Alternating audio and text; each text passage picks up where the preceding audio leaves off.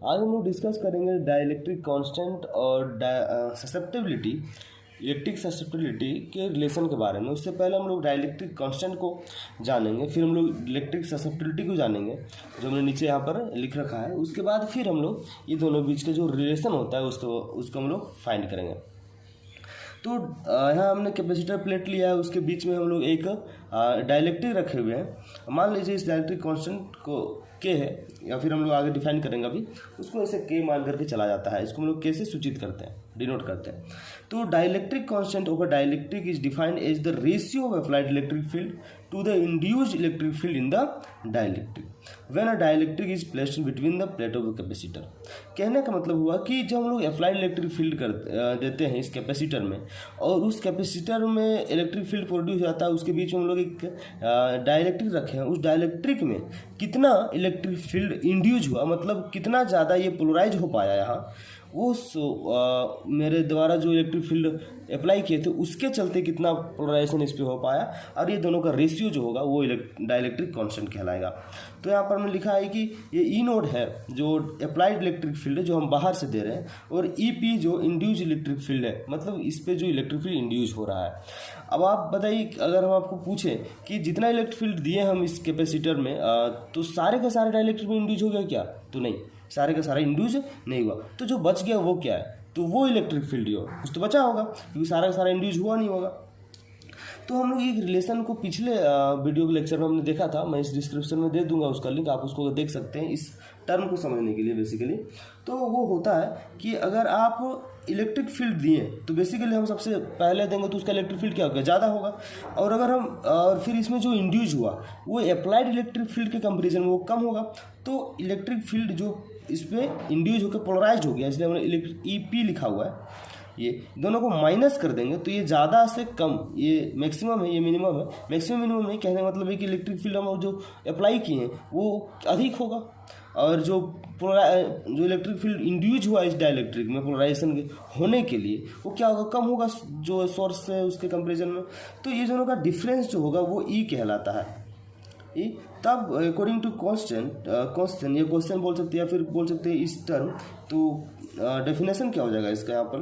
According to definition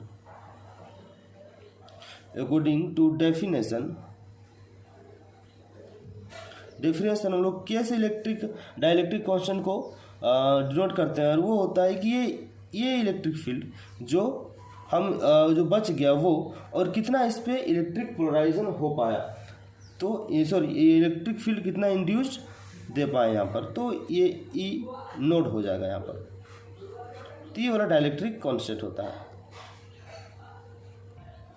electric susceptibility में हम लोग थोड़ा सा डिस्कस करेंगे। तो वो होगा कि जब डाइलेक्ट्रिक को हम कोई कैपेसिटर प्लेट में रखते हैं या इलेक्ट्रिक फील्ड में रखते हैं, तो उस कितना वो इलेक्ट्रिक फील्ड जो हम बाहर से दे रहे हैं उसके वजह से डाइलेक्ट्रिक में कितना पोलराइजेशन क्रिएट हुआ, that is called the susceptibility. Susceptibility का एक दूसरा मतलब होता है कैपेसिटी, कहना मतलब कह सकते हैं आप कि डाइलेक्ट्रिक का कितना कैपेसिटी है कि वो अप्लाइड इलेक्ट्रिक फील्ड को ज़्यादा से ज़्यादा इंड्यूज, मतलब अपने आप में एब्जॉर्ब कर पाए, मतलब अपने सारे मॉलिक्यूल को पोलराइज कर पाए। सारे मॉलिक्यूल पोलराइज करने का मतलब है कि कितना ज़्यादा मॉलिक्यूल को पोलराइज कर पाए अपने भीतर। तो कह सकते हैं जो यहाँ डाइलेक्ट्रिक है, ये डाइलेक्ट्रिक में हम बाहर से अप्लाइड इलेक्ट्रिक फील्ड दिए और वो कितना ज़्यादा हुआ, तो वो दोनों का रेशियो निकालेंगे तो वो मेरा क्या होगा? Electric susceptibility. इसको हम लोग ये चाई से लिखाता है CHI, चाई, लेकिन पढ़ते इसको काई, CHI लिखाता है, चाई नहीं पढ़ेंगे, इसको काई बोलते हैं। ये काई का साइन होता है, और यहाँ ई इलेक्ट्रिक फील्ड के लिए दिखा रहा है। तो अगर हम इसको देखें तो when a dielectric is placed in a electric field, जब डाइलेक्ट्रिक को इलेक्ट्रिक फील्ड में हम लोग रखते हैं, इज बिकम इलेक्ट्रिकली पोलराइज्ड, तब क्या होता है? उसमें पोलराइजेशन क्रिएट अपने हो जाता है, प्लस माइनस सेपरेट हो जाता है। देखिए यहाँ पर जो प्लस माइनस सेपरेट हो गया वो इलेक्ट्रिकली पोलराइज कहलाता है, वो पोलराइज हो जाता है। It is called the polarization vector P, और उसको हम लोग नोट करते हैं पोलराइजेशन वेक्टर P से, is proportional to the electric field. और बोल रहा है कि जो पोलराइजेशन वेक्टर P होगा वो प्रोपोर्शनल होगा इलेक्ट्रिक फील्ड के। तो देखिए पोलराइजेशन वेक्टर P जो है वो डायरेक्टली प्रोपोर्शनल किसके? इलेक्ट्रिक फील्ड पे। कहने का मतलब है जितना ज़्यादा इलेक्ट्रिक फील्ड होगा उतना ज़्यादा पोलराइजेशन होगा। तब इस पोलराइजेशन को एक कांस्टेंट से हम लोग रिप्लेस करते हैं तो वो होगा ये काई। तो ये काई जो है, और ये काई जो है वेयर काई is electric susceptibility. Electric susceptibility, electric susceptibility हम लोग बोलते हैं इसको। तो आप देख सकते हैं इसका एक रेशियो अगर निकालें आप सिर्फ काई का, तो ये जो काई हो जाएगा, ये हो जाएगा आपका पी, यही रह गया, ये इलेक्ट्रिक फील्ड इधर जाएगा तो ये ई, और ये बन गया मेरा काई। तो इसका काई का आप डेफिनेशन अपने से बना सकते हैं, जैसे कि इलेक्ट्रिक ससेप्टिबिलिटी को आप किस तरह डिफाइन कर सकते हैं कि ratio of electric polarization vector to the electric field. ये हो गया मेरा इसका डेफिनेशन। अब ये दोनों के बीच के रिलेशन को हम लोग क्रिएट करेंगे। आपके पास एक ये रिलेशन है और दूसरा आपके पास ये है। अब ये दोनों के हेल्प से हम लोग एक रिलेशन डेवलप करेंगे कि ये दोनों में क्या रिलेशन। आप ही सोचिए कि अगर इलेक्ट्रिक फील्ड में कोई डाइलेक्ट्रिक को रखते हैं तो वो डाइलेक्ट्रिक कांस्टेंट बनता है उसी सेम, और उसी इलेक्ट्रिक फील्ड में हम लोग ये भी निकालते हैं कितना पोलराइजेशन हो रहा है। तो आखिर एक ही इलेक्ट्रिक फील्ड में दो काम हो रहा है, इसका मतलब आप समझ सकते हैं कि दोनों में कोई ना कोई तो रिश्ता होगा, और वही रिश्ता को, वही रिलेशन को हम लोग यहाँ पर डिराइव करेंगे। अब आएंगे relation between the electric susceptibility and dielectric constant के बारे में। आपको ये सवाल इस तरह से मैं पूछकर हो सकता है आपको इस तरह से पूछिएगा एक्सप्रेशन के तौर पे, जो chi is equal to K-1 into epsilon naught. तो अब यहाँ काई जो है इलेक्ट्रिक ससेप्टिबिलिटी है, ये क्या डाइलेक्ट्रिक कांस्टेंट है, और epsilon node permittivity of the medium है। तो आप इस वाले को एक अरेंज करेंगे हम लोग कि इसका डेरिवेशन कैसे होगा। इसका फिजिक्स में कोई अभी डेरिवेशन में बहुत ज़्यादा फिजिक्स का आपको लॉ नहीं मिलेगा, लेकिन बात है कि उसको हम लोग एक अरेंजमेंट के फॉर्म में इस तक पहुंचेंगे, इस एक्सप्रेशन तक। तो आप देखेंगे कि हम आपको पहले से जब इलेक्ट्रिक डिस्प्लेसमेंट वेक्टर बता रहे थे, देखिए मैंने उसका एक कॉपी यहाँ पर रखा हुआ है। तो इलेक्ट्रिक डिस्प्लेसमेंट वेक्टर होता है, ये आपको हम इस टर्म का यूज करेंगे। अगर आप वीडियो नहीं देखें इलेक्ट्रिक डिस्प्लेसमेंट वाला, तो आप पीछे वाले वीडियो में जाकर मैं लिंक दे दूंगा, उस लिंक पे जाकर इस वाले टर्म को अच्छे से समझ लें, और फिर यहाँ पर आपको समझने में आसानी होगा। चलिए हम लोग शुरू करते हैं। टू प्रूव, हम लोग ये प्रूव करेंगे ये वाला टर्म, इसलिए मैंने टू प्रूव लिखा है। तो आपको बता दूं कि ये जो टर्म है उसको क्या बोलते हैं, प्रूव करने के लिए सबसे पहले हमको एक आइडेंटिटी लेट करना पड़ेगा। तो इसलिए हम लोग उसमें कंसिडर करेंगे, कंसिडर एन आइडेंटिटी जो आप लोग जानते हैं इस वाले को बहुत अच्छे से, कि जो ये काई होता है वो हम ये काई तो लिख सकते हैं, लेकिन इसमें हम लोग थोड़ा सा एक चेंज कर रहे हैं, एप्सिलॉन नोट को डाल रहे हैं, और ये काई सिग्मा बाई एप्सिलॉन नोट। देखिए ये sigma is equal to epsilon naught by epsilon naught, और इस सिग्मा है, मतलब आप समझिए कि इस वाले को हम इस तरह से लिख सकते हैं, क्योंकि ये अगर ये कट जाएगा पूरा, सॉरी ये कटा नहीं है, अगर ये कट जाएगा ये दोनों, तो आखिर क्या बचेगा, सिग्मा बचेगा। तो हमको इस तरह से लिख रहे हैं। आपको बता दूं कि इसका यूज क्या है, अभी हम लोग आगे जाकर बहुत चीज़ें जानेंगे इसको। और हम लोग ये भी जानते हैं कि ये जो सिग्मा है वो इलेक्ट्रिक डिस्प्लेसमेंट वेक्टर को हम लोग डी से डिनोट कर रहे होते हैं। तो ये दोनों को अगर हम ये कंबाइन कर दें तो आपको जो एक इक्वेशन मिलेगा वो इस वाले को डी हो जाएगा, यहाँ पर डी, और ये हो जाएगा एप्सिलॉन नोड। और इस वाले को आपको मालूम होगा, ये वाले को हम ये ई नोड कंसिडर किए थे पहले वाले टर्म में। ये जो है ई नोड है यहाँ पर, ये इसको बोलते हैं सरफेस डेंसिटी। तो आपको अगर वीडियो नहीं देखो, मैं बार बार रिपीट कर रहा हूँ, अगर आप वीडियो नहीं देखेंगे तो आप पिछले वाले वीडियो में देख ले कि ये एप्सिलॉन नोड और ई नोड कैसे, इस वाले को सरफेस डेंसिटी बोलते हैं हम लोग। तो ये वाला टर्म मेरे पास आ गया। और हम लोग डाइलेक्ट्रिक कांस्टेंट का हेल्प लेंगे कि हम लोग अभी जो ड्राइव किए वही डाइलेक्ट्रिक कांस्टेंट। तो जो डाइलेक्ट्रिक कांस्टेंट होता है नाउ, डाइलेक्ट्रिक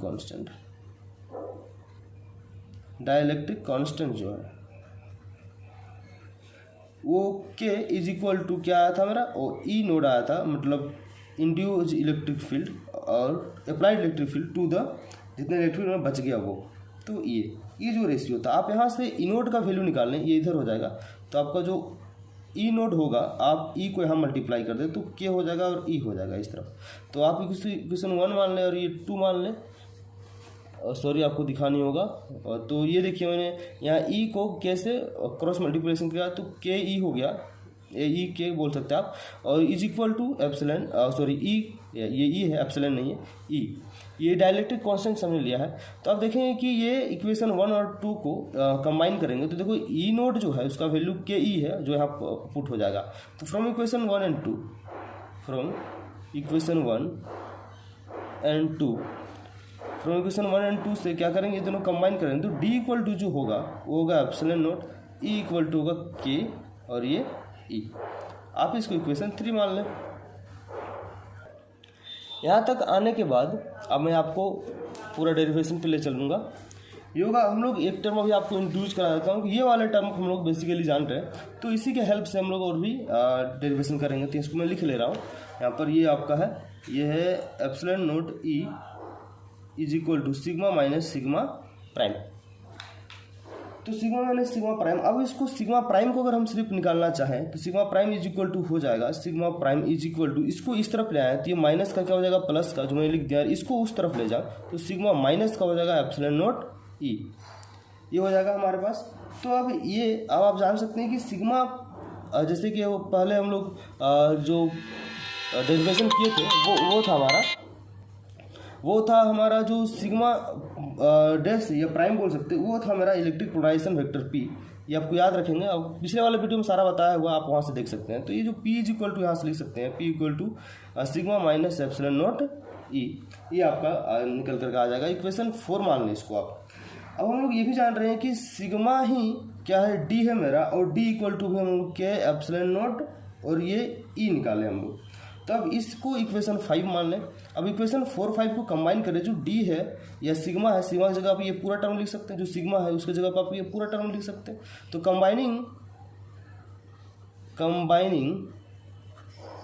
इक्वेशन 4 and 5, जब कंबाइन किए इक्वेशन 4 और 5 को, तो ये जो सिग्मा की जगह आप ये पूरा लिखेंगे तो P इज इक्वल टू हो जाएगा आपका के epsilon naught E minus epsilon naught E, ये आ जाएगा आपका।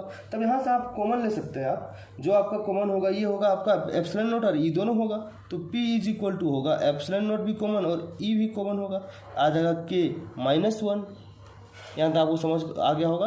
अब इस वाले इक्वेशन को, इक्वेशन 6, अब इस वाले इक्वेशन को हम पुट करेंगे इलेक्ट्रिक ससेप्टिबिलिटी में। तो एज हम लोग जान रहे हैं कि ये जो काई इक्वल टू होता है वो होता है polarization vector to the electric field.